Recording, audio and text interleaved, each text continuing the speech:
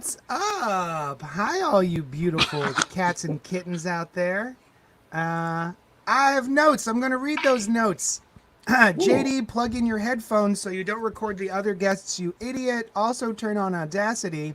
What's up to all our sidekicks and henchfolk out there in the Geek Nation? You're currently tuning into the CultPop podcast live stream, aka spoiler alert, episode 741. Where we review the past week's comics as well as talk about some fun pop culture topics for your listening and viewing pleasure. Mostly listening, unless you're just looking at Len. Then you get some viewing pleasure. I'm your host, Johnny Destructo, owner of Johnny Destructo's Hero Complex, located at 4327 Main Street, Philadelphia, PA, a rad-ass shop for nerds of all shapes, sizes, shades, and sensibilities. Maybe not so much Nazis. No, you know what? No Nazis. Yeah, some jerks. Well, I mean, that's not a shade. That's the absence of shade. How about that? It's a sensibility. It's a sensible. Oh yeah. That's the less. Okay, not very sensible though. Wait up. This is the part where I write in anything in the script and JD reads it. Stinky Buggy Nut Butterflakes, huzzah! With me this morning is a mini army of amazing co-hosts, introducing in order of my favorite to most despised, Len the Bat Tribble. Quick, Len, in your opinion, who would win in a fight, Batman at his peak or Hulk? Hulk would win in a fight at any peak. What about when a Hulk, top any peak as well? Just any plateau. Any plateau, a cliff, a hill, a baseball mound. It doesn't matter. A step stool. Just any level of height, he would still win said fight. Len, what about when Hulk switched and when he got really mad, he would turn into Bruce Banner? You know, even then, he's still all right. Also joining us this morning is a guy who requires little introduction, but will receive one in the form of these words that I am saying right this second.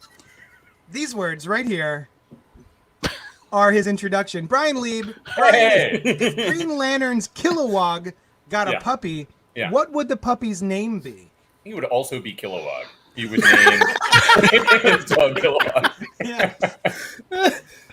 I would think it'd be like named Hal. He was just named his dog Hal also. I think, you know what? In all seriousness, I bet the puppy's name would be Poozer. Yeah. That's it would cause some problems, though, because he says that a lot. That's part of the funny. Like, he's every time cursing, he calls and Hal the puppy's Poozer, like, his puppy runs up. Cheers him up a little. Last and certainly least, with us today is Noel. Hi. Thank you to everyone joining us on live from Facebook, YouTube, and Twitch. If you like what we're doing here, and I can't imagine that you do, be sure to like, comment, subscribe, and share. The joy of doing this live with is all of you in the chat. So pipe up if you feel so inclined, and we may comment live during the show. Speaking of such a thing, Robert Monroe Jr. says, "Good morning, Cult Poppers. Hope Len and JD had a great Father's Day." Thank you. I'll tell you what. I'm a man of simple tastes. Expensive but simple. Elegant and refined, really. Yes. Is what you mean. And my wife took me out to go get a steak. So she took me and my infant son to Redstone, and we got a wonderful filet mignon and some like honey bacon Brussels sprouts and garlic mashed potatoes and asparagus, and they specialize in these pineapple martinis. Dog, I'll tell you what, it was a good Father's Day. And also my son was there. He was great. Len, how was yours? My Father's Day was pretty decent, actually. I didn't do anything special, but I got a very long distance from overseas video call from my daughter, Olivia, and we talked for probably a good 3 hours on a video chat. So that was the best thing ever. That was my Father's Day, and it was all I asked for. That's awesome. It's awesome. Can I share with you this? I'm a big Calvin and Hobbes fan, and I was able to track down something for my son. Oh, nice. I like that. Nice. little Hobbsy there. That is awesome. Very excited. I know no one asked, but the cat got me a grill set because I like to grill in the new place. So like, and we didn't have the actual like grilling utensils, so it's a nice case set with a thermometer and that kind of spatula and tongs and stuff. I really appreciate it. He didn't sign it, but he's got no thumbs. That was his subtle way of saying he's tired of these burnt Friskies. Yeah, That's right. Yeah. Like he's well, if anything, he's just tired of his canned food. He wants me to actually start grilling, cooking him. Grilling it up. I will never make my cat a meal. I mean, Some people do that to their dogs and meals for cats and cats. like make actual meals for their pets. Really? I'll never do that. Oh, well, I say really, like I'm surprised that this happened. I can't fathom someone caring so much for an animal that they would prepare a meal. Really? Hey, I think this is the first time the four of us have been all on this podcast together in a little while. Oh, like weeks. Yeah. Yeah. You can tell because the views were way down because I wasn't there. Yeah. Robert Monroe continues. If Batman had enough preparation time, ... I'm so tired of that bullshit. Yeah, right. That's nonsense. And it's more recent than we think. I was reading an article a couple of months ago about how in, I don't know, the 80s, there was a Justice League issue where Batman gets trapped on the Justice League satellite with Despero, and he makes it out alive. But everyone's like, oh, good job. You don't have any powers. And somehow you survived. Not Well, they like did it. They did Despero it was just. done. They did it just recently in Scott Snyder's Justice League. So during the first arc, Batman's in traction. So he's literally in this like fancy, almost Metron-looking traction chair, and he's just like being the eyes in the sky in the satellite with Jarro. And the satellite gets attacked. So it's essentially completely incapacitated Batman versus, I think, like Lex Luthor and someone else, and he makes it out. I mean, it was pretty funny because he had Jarro. Every issue that Jarro was in that was good, but besides that, it was 37 issues of boring. Batman with enough preparation time, yes, can take out Luthor, Despero, all that. The question was the Hulk. Yeah. The Hulk, it has been proven that when Bruce Banner wanted to kill himself and shot a bullet into his mouth, the Hulk said, oh, no. So I don't care how many batarangs Batman specially prepares with gamma tips to take on the Hulk. He's not beating the Hulk. Well, you can come up with a way to calm him down. I think the only actually... He don't have breasts. I feel like he could knock him out with some knockout gas or something. Yeah. No. Well, but why would everyone in the Incapacitate. Marvel, like everyone in the Marvel universe would do that if it was that easy, right? Yeah. Like, Right. Tony Stark would just have knockout gas in his armor all the Actually, time. didn't that happen in JLA Avengers or something? Didn't Batman like release some? There was like some sleepy gas, and then he hit Hulk in the solar plexus, which made him causing him to No, breathe in. that wasn't in JLA Avengers. That was in Batman versus the Hulk, the Treasury edition from years ago, which everyone has pretty much retconned to Elseworlds because that was bullshit. It would not happen. Batman would have broke his fingers hitting the Hulk in the solar plexus. Yeah. We have letters. Oh, we have letters? That looked like a bill. That looked like a bill. Yeah.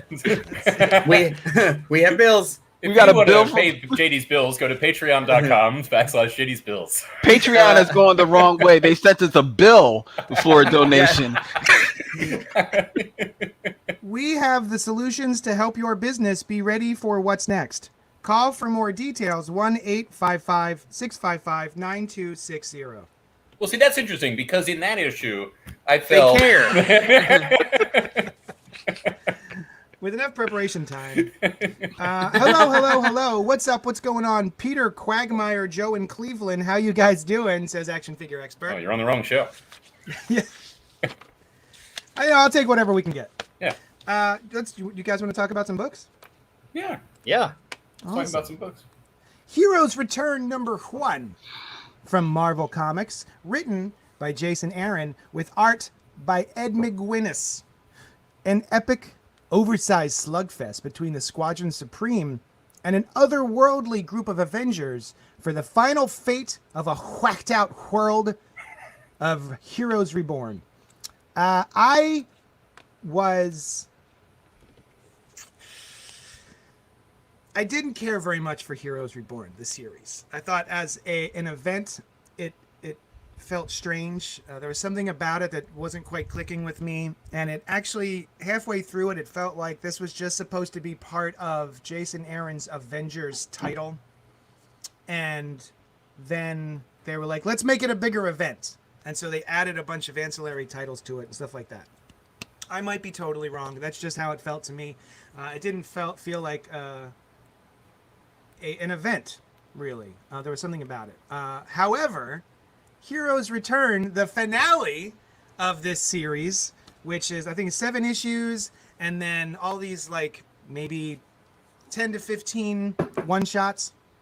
Oh, 8, right? Am I counting that right? 8? This is the 8th chapter. Oh. So the main title was 8. Oh, the main issues. title was 8. Which is confusing for new readers because it was Heroes Reborn 1 through 7, and then Heroes Return number 1. Which is the end of the series. This was fun. I thought this was a bucket of yucks. I really, really enjoyed it. Not yucks like bleh, but like that was unclear.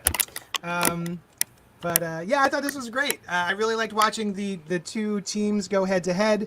I like this new Star Brand. She's a little Spitfire. I think she's a lot of fun. Seeing Captain America in his outfit with a beard is weird. I really like the Pandemonium Cube. I like Coulson. I like Coulson in this, but I don't know how I enjoy them doing this to the character of Coulson. Just because he's so kind of adorable in S.H.I.E.L.D. And like that's his main character trait, is being a nice guy. Yeah. Right? Yeah. So I don't know. I mean, they might retcon that at some point, but the art by Ed McGuinness. I really, really like Ed McGuinness's work, and I kind of wish he had done all of the issues. And maybe that was part of my problem with the event, is that every single issue had different artists, which is cool. I just wasn't a big fan of all of the different artists that they chose. What did you think? No. I liked it. I liked it a lot. I've been reading Avengers, and this was the logical conclusion to a bunch of the plot threads in the Avengers. So yeah, it was absolutely kind of an Avengers event. 1.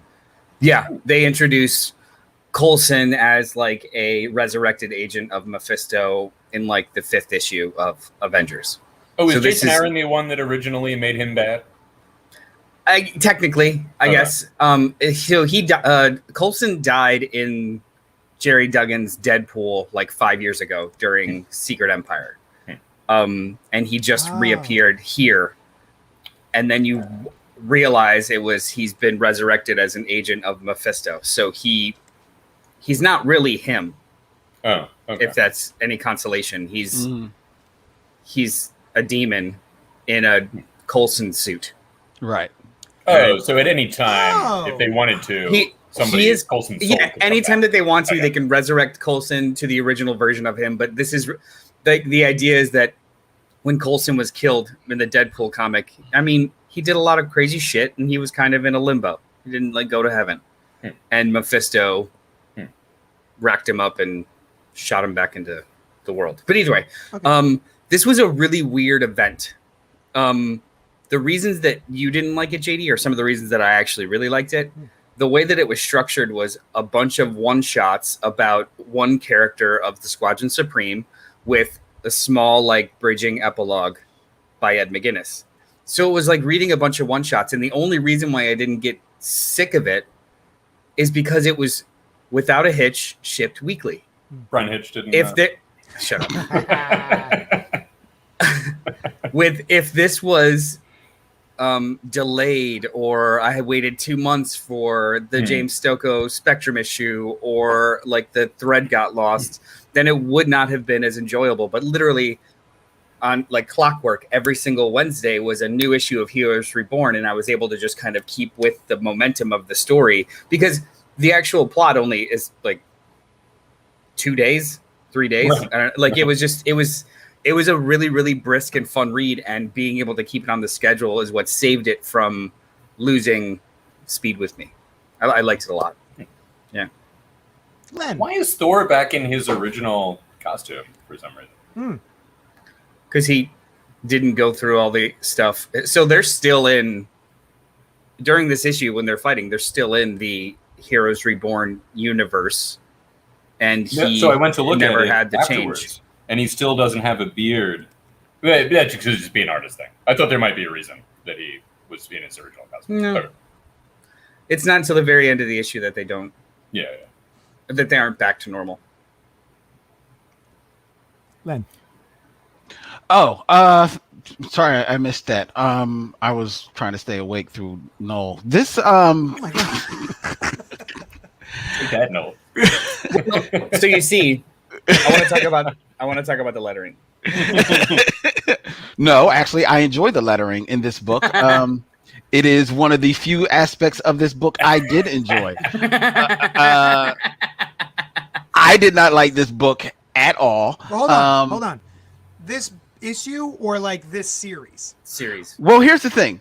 The whole event of it. I've said that there have been some of the, one shots that I have enjoyed on their own, right? For what they were, for the type of universe or genre of comic book that they are to represent. I've enjoyed aspects of them. The event as a whole didn't make any sense to me. I didn't care about, and it was just a bunch of whatever the fuck. Or as Noel likes to hear me say, I don't give a fuck. But I was hoping for that for another book, but whatever. I know. It's coming. It's coming. Which I believe is spelled Fuggg. Yes. Oh, I thought it was Q. F-U-Q-Q-Q. Yeah. But this issue in particular, like, I don't have a problem with Jason Aaron. I like Jason Aaron's writing for the most part. I've enjoyed most of the things that I've seen him write. I trust you all on Thor. I haven't gotten around to collecting it, right? And I trust Noel in regards to the bulk of his Avengers run. But Ed McGuinness, as much as I am like, he can draw. Like Jim Lee, I will never say the man can't draw, but his storytelling sucks. There's absolutely no sense of place. There is no sense. There's times when the dimensions and the proportions look just off to me. Everything is at 10, and Yeah. it is. And while I understand that for this issue it is supposed to be basically just fisticuffs going left and right, the scenes cut so dramatically in between one another that I don't think you really even get a true sense of the timing or the pacing of the battles that we are supposed to be engrossed in. So while the art is dynamic and expressive, I still am not engaged by it because it just is annoying. It becomes white noise to me. And that page right there is that's abysmal. That is abysmal storytelling because you don't know what the hell is happening, and it's like a cut at the end of the page beforehand that cuts to there. That makes no sense. I thought that page, wait a minute, this must be a Hostess Twinkie page, and I'm this supposed to be like an ad that fakes you out. I'm looking for the Hostess Twinkie on here because it made no sense. Like, yeah. I just didn't enjoy anything about this comic book at all. And as the end piece to what is supposed to have been an event, this does not wrap up anything. It just felt like a big pile of bleh. Like, sure, would I love to see this Nighthawk represented in Marvel? Sure, because he basically is Batman. He's Batman in silhouette. This is just, I wouldn't be surprised if McGuinness just, unearthed some of his old Batman drawings and just like, hey, I'll just throw them in here real quick. There was one panel that it's not like Batman. It is Batman. You saw that panel? Yes. Yeah. Well, I mean, they've made no bones about the fact that this is the Justice League in Marvel. Yeah. No, I understand, but I just didn't enjoy this. I've enjoyed aspects, like I said, of the whole thing, but it's this to be the capper, the finisher, the finale. did nothing for me. It was boring. Looking at what's on the screen right now, there's the right panel there. Is that looks like it has to be a recreation of like a cover or something, right? Like that looks very familiar to me. The Black Panther taking on Nighthawk and Hyperion. It didn't pop for me. I'm not going to say that it's not, but it didn't pop. It would make sense. It would make sense if it was. Though. It would make sense if it was though, because 90% of this series has been playing with throwbacks and member berries in certain ways. But like to lend to your point when it comes to McGinnis and how much I do or don't enjoy him. I will say there's a lot of, like, when everyone is so beefy and everyone is so massive, he still has a way of, I don't know if this is a positive or a negative, but like Titans fighting Titans, yet it still looks weightless. And sometimes I have a disconnect with that. Like when it's not a full background and it's just like two silhouettes going at each other, they just look like balloons fighting as opposed to things with mass. Right. However, he's done these are really busy panels, but when he has it was in the first arc of this Avengers run that he drew, it was Celestials plowing through cities, and that had weight. So it's in his wheelhouse, but when it's something like this where it's just constant fisticuffs and muscle dudes, I could it almost kind of loses its resonance because it's just a lot of noise. So I don't disagree with that at all. Right. What was that going on the 2 pages ago? Black Panther can access super speed because of his vibranium costume. Is that a thing now? I mean, sure. I love super speed.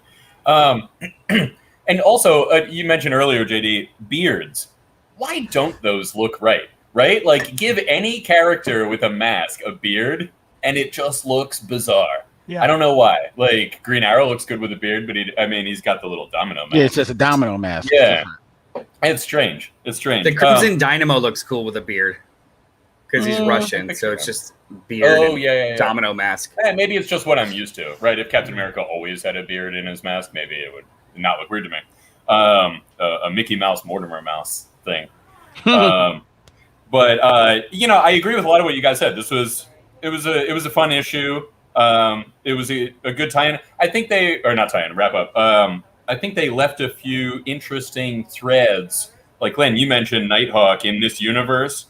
And the part about that I find even more interesting is that he is like, I want to recreate my universe. Like, it doesn't matter what the origin for it was. And that could be an interesting tie-in. So I thought that this was Jason Aaron's been on the Avengers. He's coming up to 50 issues, and it's been monthly. So we're talking like 4 plus years of being on the Avengers. I thought that this little event was going to be the beginning of the end. He lays out even more teasers that, in addition to the ones that aren't resolved in his run yet.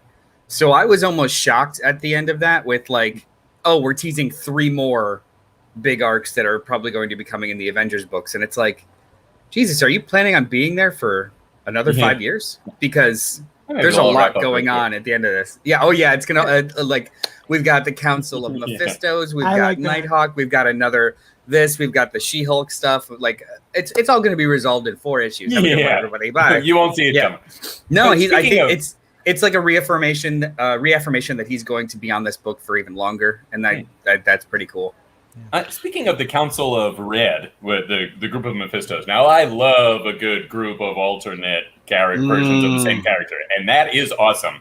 But does Jason Aaron think there are only 616 universes? He's like, what about with 615 more? No, I think it was just a callback. Yeah, it's just a reference. It's his. It is Maybe only 615 accepted the invite. Maybe it's just a coincidence. It's literally just a callback. Yeah. I did think, to go back to what Brian was saying about the Black Panther having super speed. I was like, wait, what? The vibranium remembers what it's like to be a meteor, and now I've got super speed after all this time. What? Yeah. Have you just not wanted to move at super speed before? Yeah. Was that the issue? I mean, Panthers are fast, but yeah.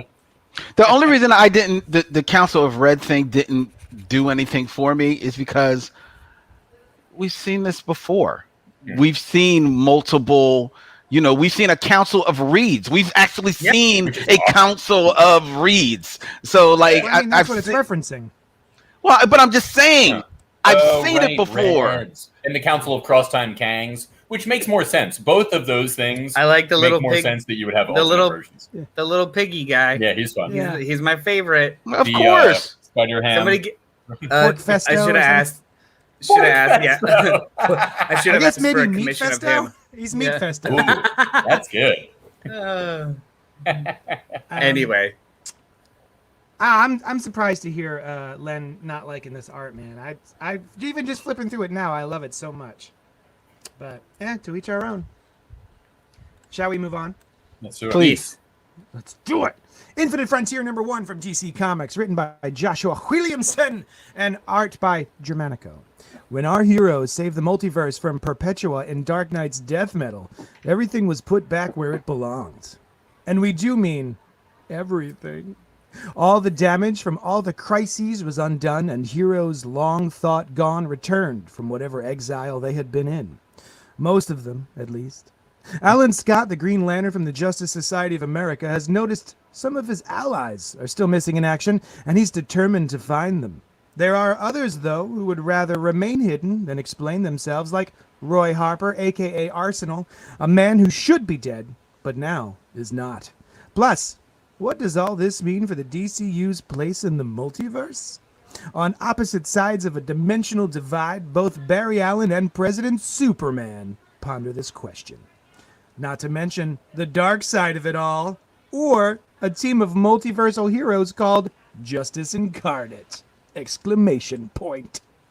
So, Infinite Frontier #0 came out several months ago, and it was to be the rebooting of the DC universe. Sort of. Like, it's not like it was a reboot, but everything matters, quote unquote. And I thought that was pretty cool. I am excited to see President Superman, even though I hate that his name is President Superman. It doesn't really roll off the tongue. And I even really like this first intro here. I was like, oh, I guess we're going to see the origin of President Superman, because we've got a rocket ship from an exploding planet going to Earth and landing. And what? It's Thomas Wayne from, what was that called? Flashpoint. Yeah. So I thought that was interesting, because he was supposed to have been eradicated by a crisis. So the fact that he's back is kind of cool. And we get Extant. I haven't seen Extant in a long time. Yeah. That was kind of cool. Yeah, I thought this was a lot of fun. What'd you think, Len? Well, okay.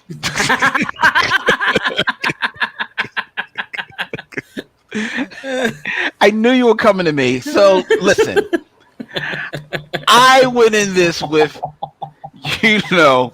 I said, so I'm going to give it a chance. And so I opened the book and I read through it. I too thought it was a fake out, the origin of President Superman. I'm like, okay, all right. I see what they're trying to do here. Everybody wants to kind of, bite the Grant Morrison, Frank Quitely origin of Superman from what was it? Also Superman. All-Star Superman. That's fine, but it's a fake out. It's Thomas Wayne. Okay, that's a good fake out. I'm with it. I see that this is all about the multiverse and like the Justice Incarnate. Talk about stupid names, but okay, all right. Bad.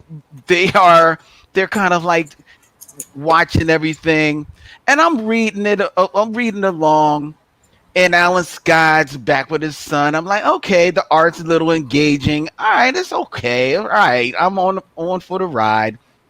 And then I got to the page where in Paris and Mr. Bones or Director Bones or Dr. Bones, whatever the hell you call himself, he comes up against, meets up with Chase from the old comic book Chase.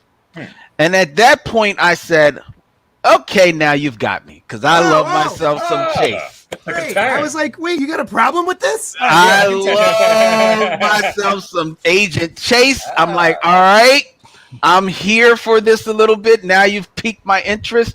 I love the way the whole their conversation. I love the illustration of it. It's on point. The storytelling is good. All right, you're winning me over. And then after coming out of that scene, we come up to returning to Thomas Wayne. But before we return to Thomas Wayne, we get a little over the shoulder glimpse of, and I forgot they had showed up before, Captain Carrot.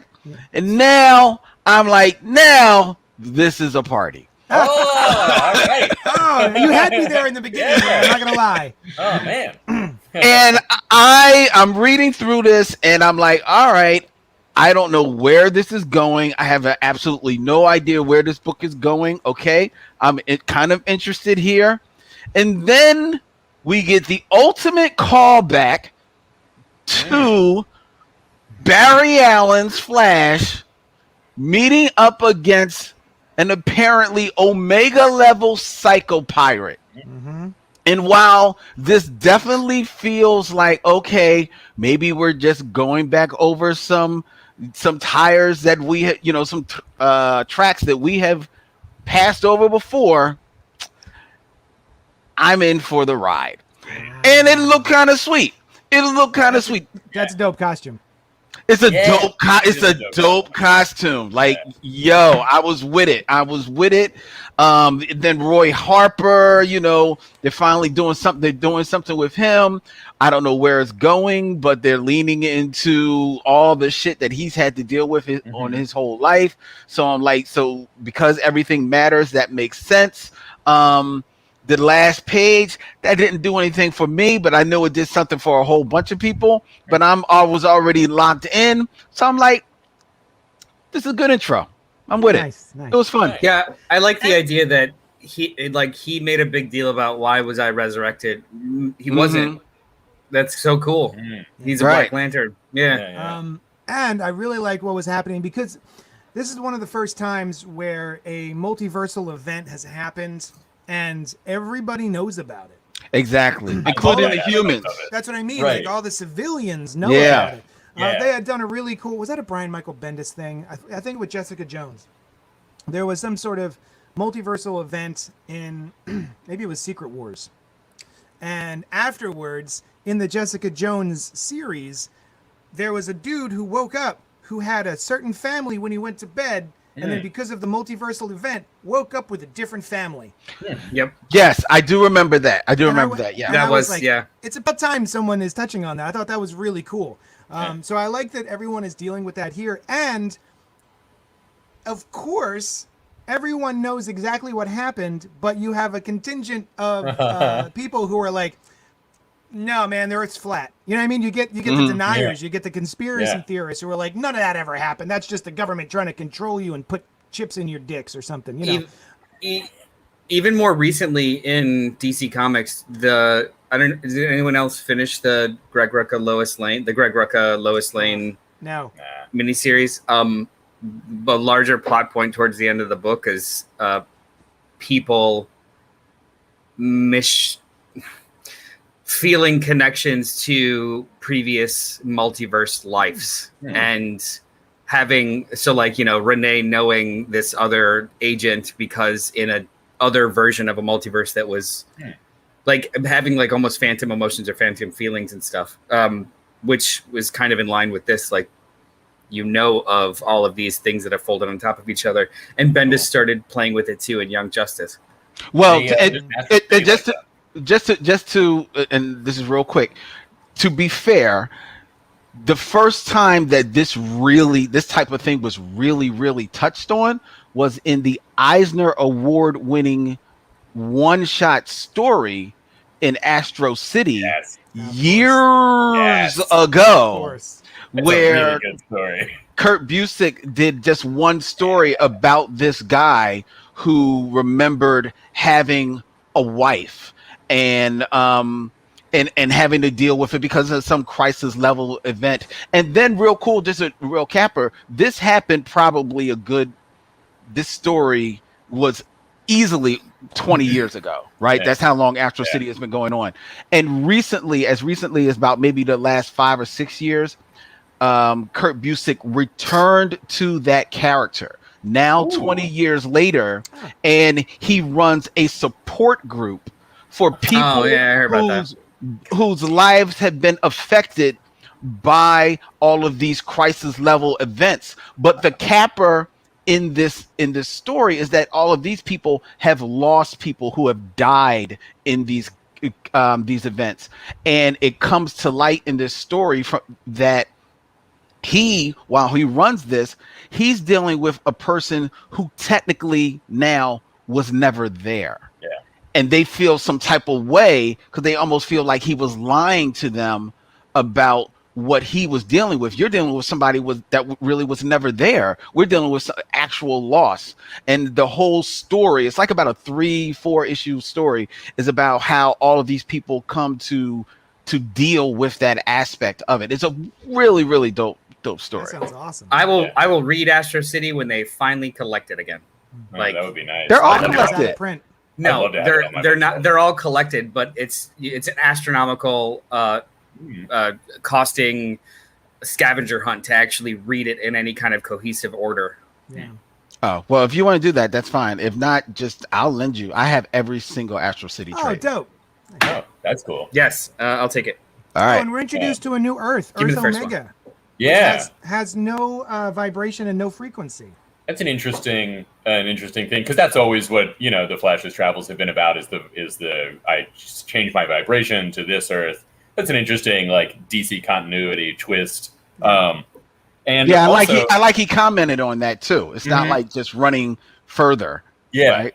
yeah, it's like a different kind of thing that he's got to do. And also, what you guys were talking about regular people knowing, they kind of do that with the scene with Cameron Chase and Director Bones.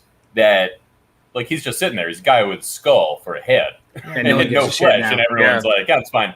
And it's an interesting comics thing where, comics have to kind of have all of these things, but not be too different from our world in a way. They absolutely would be. There's all these things would not be introduced, and we'd still kind of be kind of like ours. One would think, and I like that idea that it's just a little bit different. Well, this is these people are aware of it. This feels fresh because DC historically doesn't do this. Marvel does it all the time, where they actually have more grounded understanding. They focus on people who have to deal with stuff like this. DC historically is more really just rebooting and then trying something new for a while, but actually focusing on the ramifications, and the ramifications being more widespread is not something that they normally do. Well, and I'm thinking, which is cool. Yeah.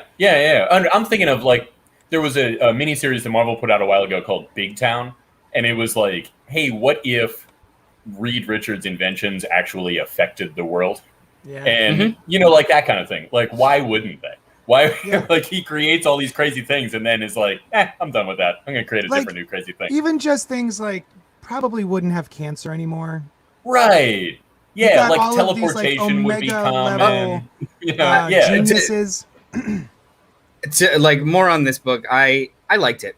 I wasn't expecting to like it, and it was really fun. I'm glad that it's limited. I'm glad it's just, apparently, according to Josh Williamson, this is supposed to be the first kind of. Joshua Williamson has become the DC architect in the absence of Scott Snyder and others. So he's kind of steering the ship. Jeff Johns, yeah, he's kind of steering the ship, and he said that this is the first of 3 large things that will lead to a crisis in the next 3 to 5 years or something. That does not excite me. No, it doesn't excite me. But this was fun. I really liked the stuff that you guys already mentioned, the Flash stuff with the Omega Earth and the no vibrational. That's really cool. I liked the aberration that is Flashpoint Batman. I like that no one knows what he's from. He's not classified as anything, and Flashpoint as a crisis wasn't like the others. Right. It wasn't universal. He essentially just made a bunch of variants, and this one variant now is a part of the tapestry, and the reason as to why is kind of cool. Why the hell is this asshole so important or special? I think that's pretty cool. It was fun. I think the crisis thing, because I read this and I was like, a couple of the other guys on the podcast, this line where Psycho Pirate's there's a new crisis coming. And I'm like, I hope that didn't just turn off JD and Noel and possibly Len. It doesn't turn me off. It just doesn't do anything for me. Yeah, I'm like, because oh, they've but been doing that. They've been doing that always forever. Like Right. Jeff Loeb's Superman Batman, I think in like issue 2, like Batman, a crisis is coming. that Like was one of they've my been doing favorite. it forever. That was one of It my works. favorite DC moments. It worked when I was 18. Yeah. It doesn't necessarily work as well with me now. It's just like, yeah, I know a crisis is coming. That's cool. See, the Jeff Loeb one in particular, that along with Wally West getting his secret identity back, was what signaled to me that DC was returning more to the Silver Age, and so I was like, hell yes. That was like, oh, Crisis is back. But they hadn't done it a bunch of times recently. And the now crisis that they were referring to was Identity Crisis, and that was not what people were expecting. Yeah. Oh, So, yeah, like Identity Crisis is what came out like the following 6 months. Oh, I never really thought of it as that. Yeah. Because that wasn't a crisis. That was just called Crisis on the cover. It just was what they were referencing. So Yeah. I'm going to stick hindsight's with 2020. but the Silver Age did kind of come back. There were multiple colors of kryptonite. Hal Jordan was back. All that kind of stuff. But this Justice Incarnate and the Totality are explicitly in story set up to prevent future crises.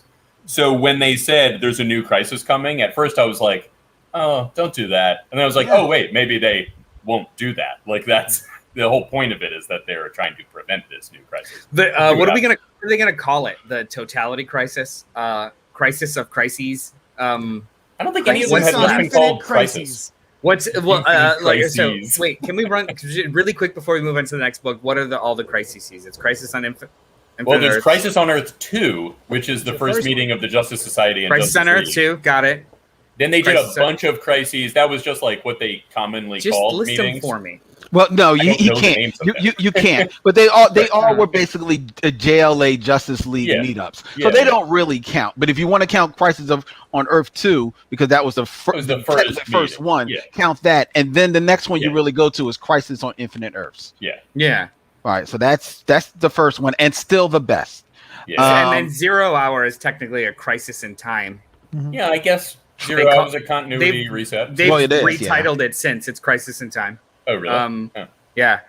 And then just Final Crisis, right? Final Crisis, and then there was what was the one? Infinite Crisis. Oh yeah, Infinite and Final Crisis. That was That was a good series. Yeah. Infinite Crisis. I honestly, guys, it might be my favorite.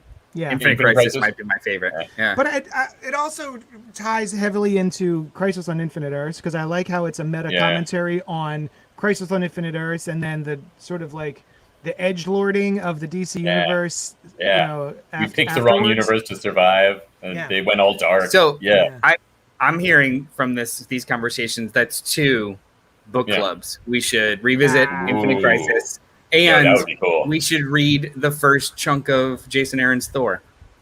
That wasn't the book club I was hearing. But you mentioned it before. Yeah. I know where you went there, but that's not what I was hearing. Okay. It's coming. You should read it. In universe. What I'm saying is you should read it. It seems like in universe, the crisis that Luthor was referring to in Jeff Loeb's Superman Batman was Infinite Crisis more than Identity Crisis. But it wasn't. It wasn't. It came years later. It literally came years later. Well, he saw it. He's Luthor. He sees things in the future. It's fine. Smart guy. You just don't want to have it that way. You just don't want it to be Identity Crisis. I don't. Yeah. So Checkmate #1 came out this week from DC Comics. Written by Brian Michael Bendis with art by Alex Maleev. The super spies of the DC universe have a new leader in the form of the mysterious Mr. King. Their mission, take down Leviathan, guest starring Superman, Talia al Ghul, Robin, and a cast of thousands, introducing a brand new underworld assassin only known as the Damon Rose. I think it's a silent. Like, if we're going by Wildcats rules, it's Demon. Yeah, it's Demon. Oh, I always pronounced it Damon. Daemon. Damon. Nah, it's Demon. Damon, then. Is that not what other people do? Yeah. Damon.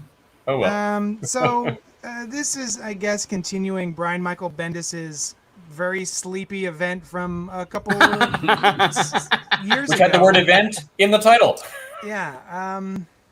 And this is more of it. And I'm still sleepy. I remember kind of being excited because I was like, Brian Michael Bendis, DC Universe, intrigue, Lois Lane, wonderful. And then just every issue just got diminishing returns. And then the big reveal of who Leviathan was, and I was like, oh my God, it's Mark something stuff. Mark Shaw. Manhunter. Spectre. Or no, wait. Mark Spectre, somebody else. No, it's not Mark Spectre. Mark Spector is Shaw. Moon Knight. Mark Mark Shaw. Shaw. Mark Shaw. That would be a surprise if it was Moon That would Knight be a from real another surprise. universe. I'd be Yeah, shocked. I'd be like, holy shit. Which Mark Spector is this? You know, it's kind of like what was it? Not Apocalypse. Armageddon 2001? 2001, where it was like, Everyone take a aha! drink. The big bad guy is Hawk. Who you Everyone just... take a drink. He was extant. And you were like, oh, I'm happy to see extant again. That's funny. Yeah. So maybe I'll care about this in 20 years. Right. I'll be like, oh, yes, it's Mark Shaw from that Brian Michael Bendis Sleepy series. Yeah. Checkmate. I just didn't care about this at all. Usually I find Brian Michael Bendis charming, but this I just found very kind of boring. The art is very... That page right there, that 2-page spread, is one of the most indecipherable pieces of reading I have ever had in a comic book. Oh, this one right here? Yeah. The word boxes? Yeah, if you try and read, like, they make no sense going from bubble to balloon. I didn't have trouble with that. I Also, did. is the question Rorschach? Like, he's in a brown trench coat and a white mask now? I mean, it's Hasn't that always been the question? It's just- Blue it's trench just a- coat, flesh-colored mask. Like, Oh, his it's always been flesh-colored. mask. You're Right. right. It's- You're right. Yeah. I think that was just an art choice. This is- Probably is. This is Yeah. by far not the first time that Alex Maleev art has made me question things. In a previous Sleepy Bendis, one of those DC series, It was this one. It was Event this. Leviathan. I know what you're talking about. Leviathan, Where the overlay? Alex Maleev literally traced a photograph of a dude in a hat for the question, and then left the photograph that he traced in the file, and it saw print. It came out and was printed, and you could see like it was from one of those websites, one of those photo websites, like stock photo, whatever. And you could see with the thing he traced. He forgot to like delete that layer. Fuck me. What did you guys think? Anyone care? I liked this. Wonderful. No, go ahead. I like this. I like this plot thread. I've liked this plot thread since it was introduced in Action Comics. I'm just interested in the plot thread. Do I like Maleev's art? No. Do I have an issue with the pacing? No. I actually think it's very much in line with how this creative team would pace old Daredevil comics. It was back and forth and very it's very noir. This is very noir. I really dig it. I dig the plot thread, but I don't disagree with what you guys are saying. Like, I'm very familiar, or I'm very keen to the discrepancies and minuses. But I like this story. I love Checkmate. I actually pulled out all of my old Rucka and Winnick Checkmate trades with the idea to reread them soon. Like, I love the idea of reintroducing Checkmate as a series of, or a bunch of detectives in the Marvel universe and 6 or 7 people versus a recognized nation at the other side of the world. I think is really cool. Oh, that's right. Leviathan's a nation now. Oh. Yeah. It's a nation state. They took over one of those One of the fake fictional nations that- countries. Yeah. Yeah. In, DC has. Yeah. they It's just the one like that Geoforce is from, right? Markovia. Markov, is it? Well, that's where Geoforce is from. That's where he's from. Yeah. It was at the end of the last series. It was essentially it wasn't unlike what fucking Russia did to Ukraine. It was just like, this is ours. Tell us no, and it would like it's so anything that happens now is an international incident. That's why the heroes can't do anything. So you've got this small clandestine group. I think that's really fun. Maybe if I read it in a trade paperback or something, but like issue. Yeah, it's very sleepy. I'm excited for the return of the Winter Soldier down here. For I actually don't dislike the art. It's by far from my favorite, but I like it for a noir story. Bendis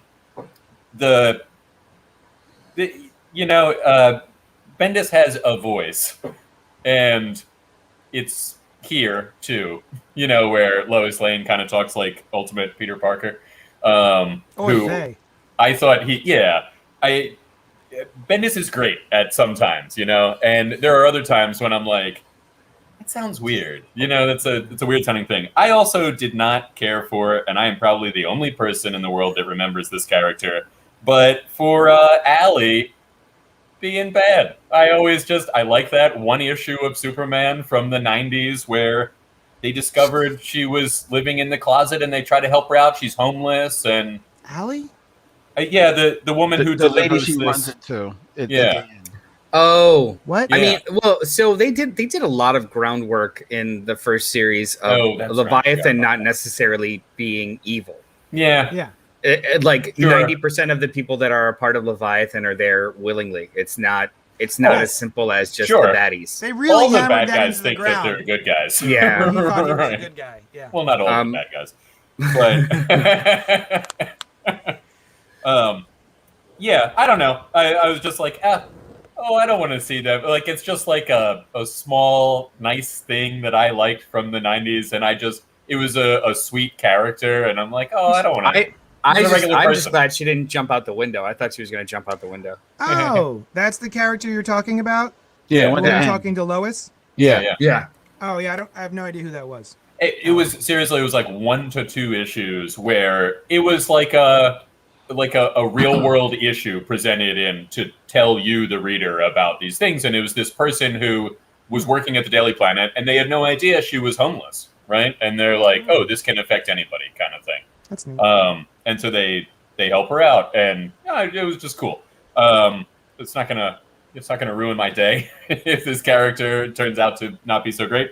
But also the thing with King, where there's like they introduce King, and I'm like, just tell me who he is.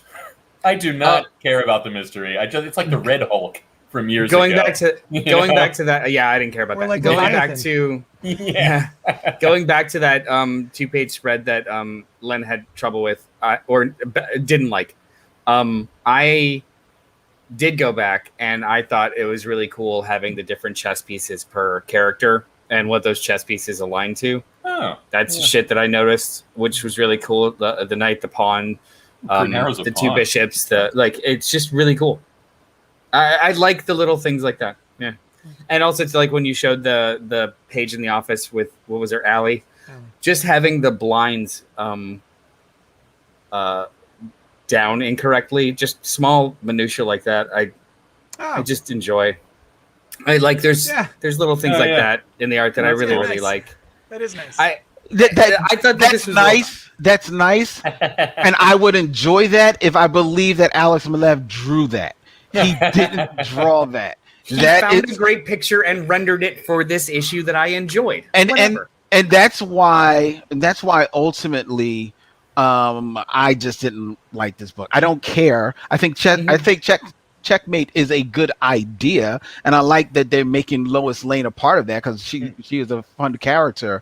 But ultimately, again, I can rally behind your story, but your art's got to bring me in. And the uncanny valley of Alex's artwork a lot of times just pulls me out of a lot of these shots. I just don't care. These people look like they have the exact same expression in every fucking panel, and it just annoys the hell out of me. And I just ultimately, just like JD said, I found this sleepy. I read this at 12 o'clock in the afternoon, and at 1 o'clock in the afternoon, I was still on page 5. This was putting me to sleep. I just do not find this enjoyable. That was nice. I I like was the just ready to icon say that that. Right Rocket had, which is in every DC book. I love that. I love that. My man, I can't wait for my man Doug Braithwaite is going to be on art. I'm looking really? forward to it. Yes, Oh, yes, yes, sweet. yes. Doug Braithwaite, the unsung hero of of Justice by Alex Ross and Jim Kruger. Right. But ultimately, this was just it's like whatever. Yeah. Ditto. Let's move on to Good Luck from Boom Studios. Matthew Ehrman and Stefano Simeone. What if luck was quantifiable and something everyone was born with? This guy is still trying to get into my store, and he's so confused. And the What is he store like is closed, pulling at the and door? The sign also says that we don't open till noon. So confused. What if luck was quantifiable and something everyone was born with? Everyone, except the unfortunates, teenagers born with absolutely zero luck. Now They were with born the as world teenagers? What? That's Teenagers definitely the best born time with- to comment is when I'm reading the. It is. Okay. Go on. Now the world mysteriously plunged into chaos and reality itself threatened. They will be our only hope to save the world. Our last hope is those with no chance of success. The only thing anyone can wish them is good luck. What, Brian? Too late. You'll catch it on the recording. This is a spectacular line reading. Eh? Thank you. I really brought my A game on that one. So Noel had mentioned something to me before I got to read this, and he said it was confusing. It's like I don't know if I got it. And as I was reading it, I was like, what's not to get? I mean, I get this. This is interesting, interestingly put together. I kind of got it. Didn't care about it. Yeah. Didn't care about it at all. Maybe that's what happened. Like I stopped caring. Yeah. Because like the like let's quantify luck and bad luck as gods, and these kids don't have either. So we are imbuing them with luck gas to do something unlucky because only they can. But why is it only them that can? Right. Because they have no luck or bad luck and what? And then also too, what the fuck are they doing? And why does that matter? Like it's all of it is so ornately convoluted that I'm like, I don't know if I care. And there's so We've much. got helmets. We've got helmets are filled with luck gas. Yeah. Yeah, and they're and like, hey, don't let it crack. I mean, then don't make it a fucking fishbowl. Right. Right. Hey, there's so much in this book that it makes me I don't know, like it's a cool idea, but it's got so many layers of unnecessary complication that it makes it just like noise. Like even just some of gosh, what's the word? The descriptions of things. So for a while there, I was under the impression that these kids had no luck and that the world around them is either imbued with good luck or bad luck. And they have neither. Is that not? But I think by the end, it's supposed to be that they are unlucky. Everyone in the world is lucky except for them. I think they also kind of mix, like, they pretty clearly state that these people don't have luck, and they seem to be unclear. The writer seems to be unclear if having no luck is the same thing as having bad luck. Right. Like, right? Like, there's a bad luck god and a good luck god. If they did the groundwork of establishing that these teens for some reason are neutral, that they have no propensity to either, and whatever they do actually isn't controlled by these two gods, deities, whatever, then that would be conflict, because you literally don't, in a world where you can surmise everything, you don't know what's going to happen with these people. Sure, but that if that's even the goal, it's obfuscated by so much convolution that you're like, what? Wait, what? And also, most of it is like going through this simulation. They've been doing it for 7 years, have never succeeded, and they succeed one time, and they're like, okay, we're ready. Time to go. What? Seriously? What? Like this Put on is your fish gonna be bowls. pretty Time to important. go, guys. Right. Strap on your fish bowls. What did you guys think of the art? I think it's 'Cause I've- I think it's trying real hard. I think the effort is there. I think it is a neat style, but it doesn't. The gods speak are to pretty me. coolly rendered. Yeah, I think it's cool. It's just because I was having so much trouble with the story. Everyone speaks in exposition, which is awesome. But because I was having so much trouble with the story, the art was actually almost distracting because it's very kinetic and it's very effective. Mhm. But because I don't even have grounding, again, it's just like noise. I think the coloring mutes everything, and it makes each panel a little hard to see what's happening. Yeah. Like there it's fine, but in the middle of the battle and everything, it's like, wait, what? Who's where? What's that? There's so many Yeah, and there different is lights a happening. lot of movement in a lot of these panels. Yeah. The art is the art is cool. The story is all over the place. It's just way too much plot. This read like Millennial, the comic book, to me. But I was prepared. I'm actually prepared to say this, that the art, while wild and very very in your face, So many words. it's so many words. I'm prepared to say that because the idea is kind of interesting, the whole idea of luck, I don't think it's fully baked yet, that maybe this is a comic book that is just not for me.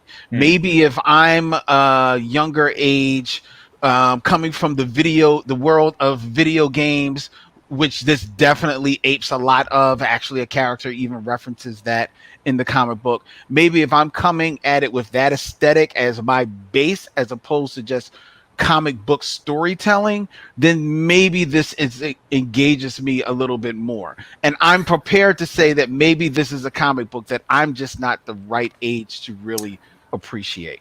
I agree with that. Also, too, I think that there's a lot of, and not necessarily in art, but in the way that the story is kind of laid out.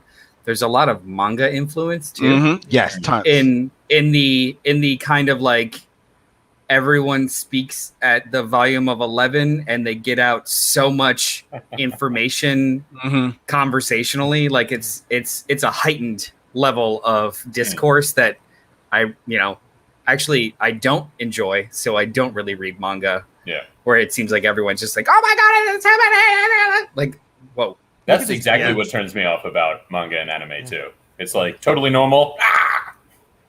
Yeah.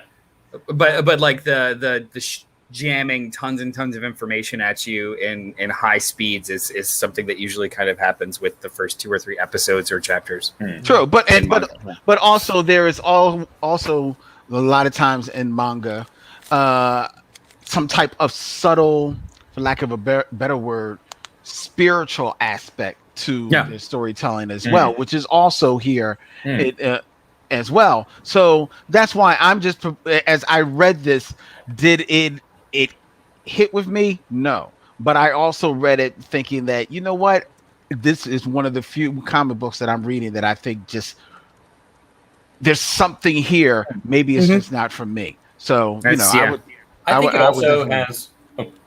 I was just going to say I would still kind of recommend it. All right. To the right crowd. To the right crowd. Yeah. It to me reminded me in a way of some of the complaints that we've had about our first issues of fantasy comics that we were reading a year ago or so, where halfway through this book I was like, whoever wrote this has this whole world in their head. This like all the mechanics of like what if luck was this, and they probably like at some point they wondered this about our world, and then they extrapolated this, and then they came up with all these different like D&D level like quantifications of how it all works, and we get parts of that here. I could see that. This does almost read like a setting up a campaign. Like these are the rules, and you just like get through them so fast that by what if luck was this? By the first time you actually start, you're just like, wait. So what was? What was the luck again? Yeah. Like go back. What? Now I am kind of interested in the very beginning the gods of luck. Like that part, I'd kind of like to see more of, and I probably won't because I won't read the next issue. But that part was interesting, well drawn, and interesting. The ostensibly the main characters, I'm like, I don't really care. Yeah. Let's move on to Batman Reptilian. We're going to wrap it up. DC Comics, Garth Ennis, Liam Sharp. What strikes fear into the hearts of those who terrorize Gotham? It used to be Batman, but something far more frightening than a mere man stalks the shadows, and it's after Gotham's villains. How savage must a monster be to haunt the dreams of monsters? And Noel had messaged us in the group chat something akin to like, can someone else read this so that I know it's not just a fever dream and this is actually a comic book that has seen print, something like that. And I thought, well, it's Garth Ennis writing Batman. That'll be interesting at least. There is a sequence in the beginning where a villain, I guess a rapist gets clocked on the head by Batman. He gets arrested. He goes to not church, to Trial. court. Goes to trial. And then he's released. And everyone's like, the rapist was released. Oh, we're angry, as they should be. And Batman, in broad daylight, walks past all the paparazzi who are asking questions and all the news people who are asking questions of the lawyer and his client. And he walks up to the, I guess he's a football star or he's a sportsman of some sort. Yes. And he just antagonizes him and calls him weak over and over again until, I guess, the sportsman tries to punch him and then Batman breaks his body. And he goes, it was self-defense, and he walks away. I could not believe what I was reading. There are heroes and vigilantes and anti-heroes that would do this move, none of which are Batman. And he even explains it later. He tries to. He's like, what am I going to do? Intimidate him from a dark alleyway later or something? It's like, yeah, I guess. I mean, you do Batman stuff. You're not Daredevil. Like, it felt so weird, so out of place. It felt like nothing Batman would ever do. Mm-hmm. It kind of reminded me of when another high-profile writer took over a Batman title, and I went, what the fuck is going on? And that was when Brian Azzarello wrote Broken City directly after the Jim Lee, Jeff Loeb, what was that called? Hush. Right? The big critical success of Hush, and they were like, we're going to get Brian Azzarello, another big name on Batman. And then there's a sequence in that story where he is interrogating a woman wearing a nightgown, like a nightie, in her bed, in the dark, in her bedroom, and proceeds to flirt with her like he's a 1940s detective who's about to sleep with the person he's questioning. It felt so out of place. Same thing here. This book lost me from the beginning scene, and I didn't care from anything beyond that at all. I'm not going to continue with this miniseries. What did you guys think, Brian? So I also saw that from Nolan, so I was prepared for it to be like oddly bad. And this is not the voice of Batman that I expect from Batman. Mm-hmm. That action that JD described didn't strike me that oddly. Maybe because it looks like it is like dark and rainy. So I don't know. I just didn't care that much. But the way that he talks and the things that he says, they're like Batman adjacent. They're like a very edgy Batman that isn't how I really see Batman, Mm-hmm. Very edgy. Yeah. But it is what I expect from Garth Ennis. And I don't read Garth Ennis comics, partially for that reason. He's fine. The Boys, I got through like 1 or 2 issues, and then that was the end of that. But it was okay. It was an okay comic. The art, I like what Liam Sharp does with the bottom of Batman's cape, and I like the art, but it is hard to read a comic with this art. Like, I think it's cool looking, but it still makes it difficult to get through. It's a little bit of Simon Bisley meets Bill Sienkiewicz. Yes, exactly. I'll take your word for that. I don't. I know those names, but I don't know context. And yeah, I mean, also prior to having read the book, I saw the back of the comic and had heard Noel's commentary, and it says, "I'm far, far worse than the multicolored rabble. I will not let you die." And I read that, and I was like, "Woof, that's not that great writing." Yeah. No. I'm sorry. I colored this too much for you guys, but I was just fucking beside myself after reading this. I read it twice. Yeah. Really? Yeah, because I read it the first time and I thought I missed something. Like, was there a point? Like, what did I miss? Even and like part of it was the not atrocious. I'm not gonna shit on the man's art. I do not enjoy Liam Sharp's art. More so his layouts, because there is no kinetic action between any of them, and he makes it incredibly difficult to understand what's going on just in a visual sense. The whole opening scene that you described, I didn't actually kind of really grasp until the second time going through it, because all it really was a couple of like static things, and then all of a sudden, if you want to go back to it, it's just like then a red panel with like limbs, and then cut to him on the ground. It was so... I didn't know what the fuck was going on. And then that happened 5 or 6 times. The realism of the art shifted a good handful of times in like artistic ways, but it wasn't for a purpose other than, I don't know. I hate this version of Batman.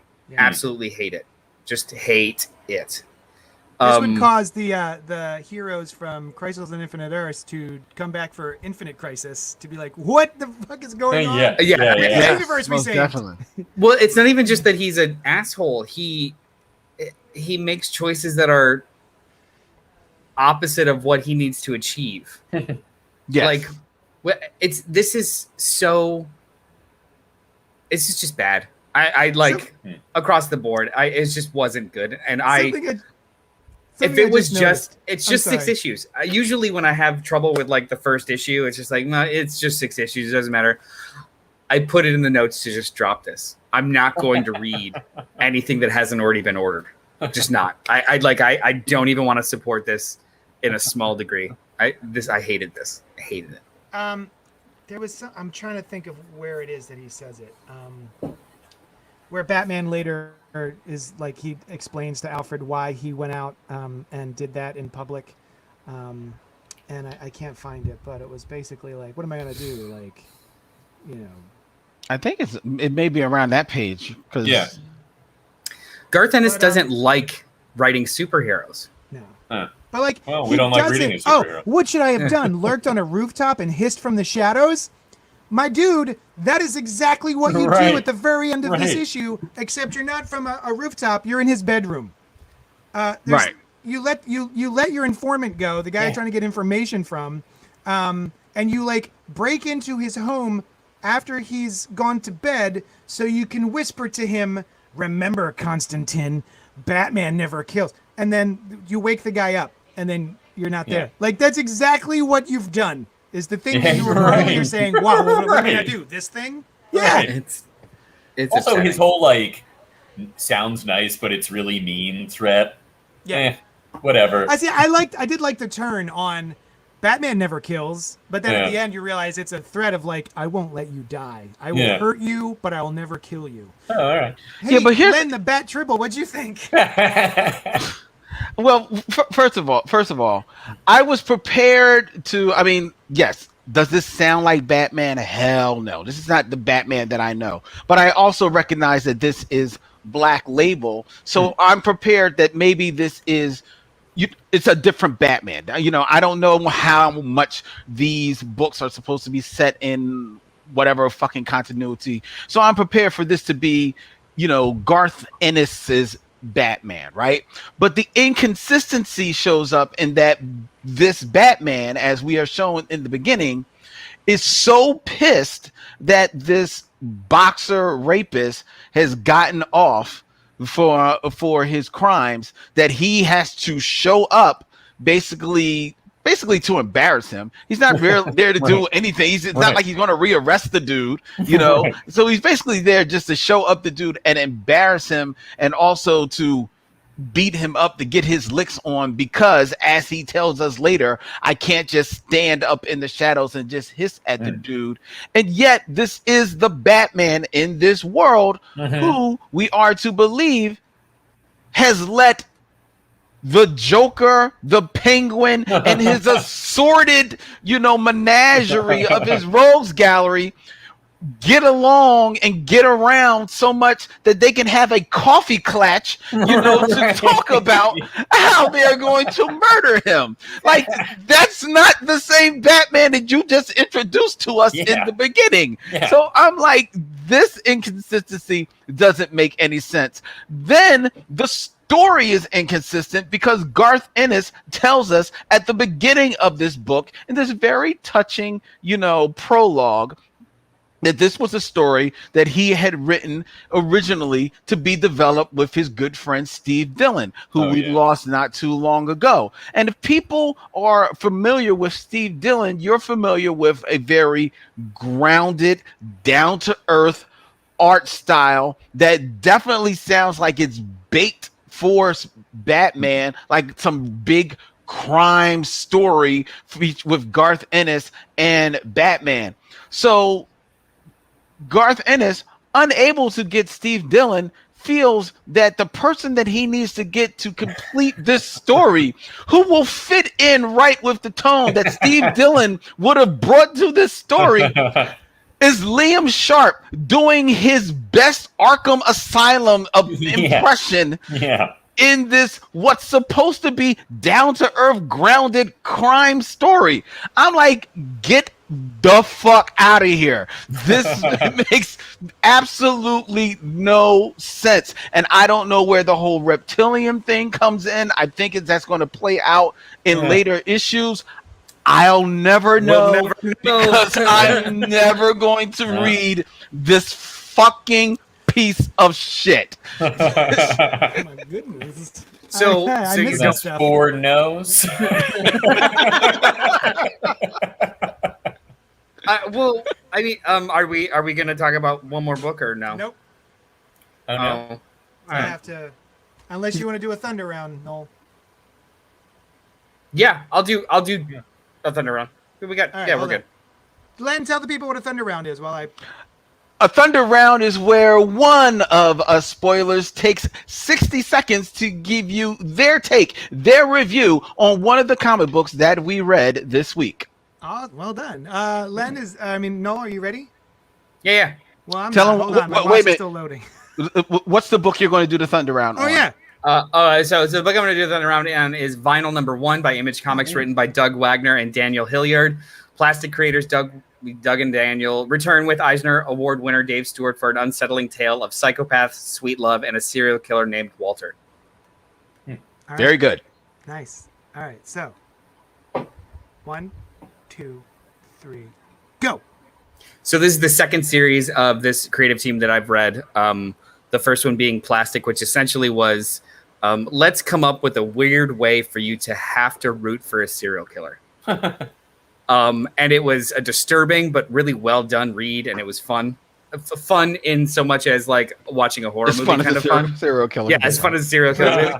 And this is so. In that one, it was they stole my girlfriend and are forcing me to kill to get her back, but I'm gonna go get them. This was a murder cult kidnapped my best friend, so I'm gonna go teach them a lesson. So it's serial killer versus murder cult, and it was just really well done. But I hated that I liked it so much because it's all deplorable characters being deplorable in grotesque ways. So it makes me feel weird, but it's good. And it was just a very interesting read, and I think that anybody that finds that nice, I was should give it a shot. At how much I like that too. No, it's like up none of my alleys. Music, serial killers, and I was like, oh, what a fun read. Yeah, you should try Plastic, because the idea is like the serial killer. They kidnap his girlfriend. He retires from being a serial killer because he finds love and fulfillment. But his girlfriend is a plastic doll. Oh, well, still. It's a sex doll. And it's a sex doll.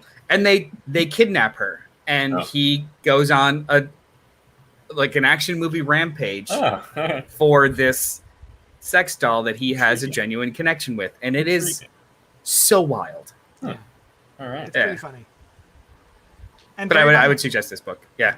Cool. Awesome.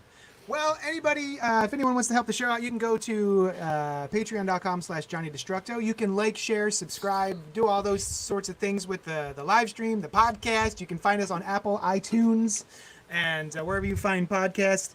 We're a little behind on those, but we're trying to. I'm trying to update them as quickly as I can. What else? You can join me at my shop, 4327 Main Street, Philadelphia, PA. Johnny Destructo's Hero Complex. Len, where can the people find you? Hey, you can check me out at the Bat Tribble on social media, at Black Tribbles on social media, Michelle Mission on social media. Or just say hi when you see me.